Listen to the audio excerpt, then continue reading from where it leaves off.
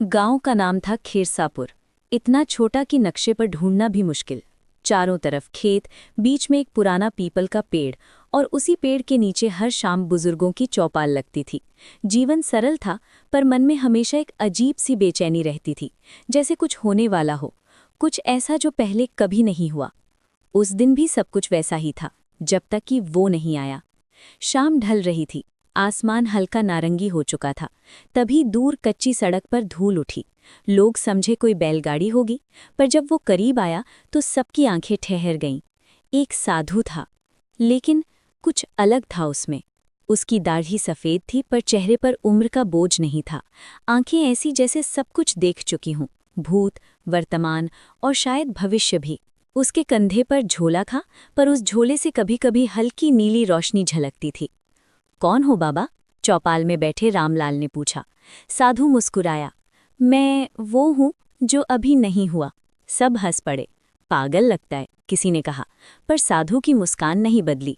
उसने धीरे से कहा, मैं भविष्य से आया हूँ। अब हंसी थोड़ी धीमी हो गई।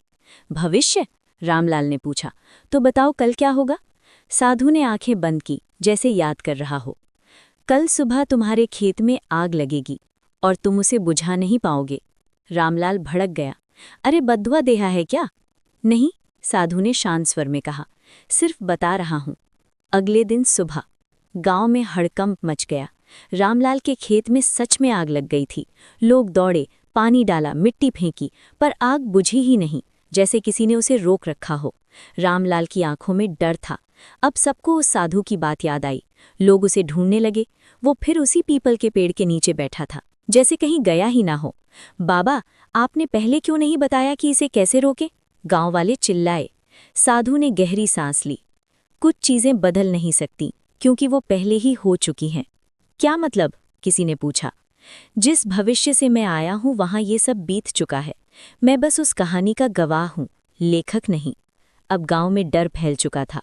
कुछ लोग उसे भगवान मानने लगे, कुछ उसे अपशकुन। पर एक लड़का था, नाम था मोहन। वो बाकी सबसे अलग था। उसने साधु से पूछा, अगर सब कुछ पहले ही तय है तो फिर हम जीते क्यों हैं? साधु पहली बार थोड़ा चौंका। तुम्हारा नाम? उसने पूछा। मोहन। साधु ने उसकी आंखों में देखा, और कुछ पल के लिए उसकी आंखों की चमक बदल गई। तुम ही हो? उसने धीमे से कहा। क्या? जिसे मैं ढूंढ कर रहा था। मोहन कुछ समझ ना पाया। साधु ने अपने झोले से एक छोटी सी चीज निकाली।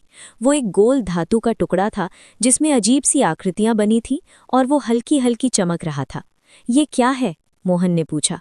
ये समय का द्वार है, साधु ने कहा, और इसे सिर्फ तुम ही खोल सकते हो। क्यों मैं?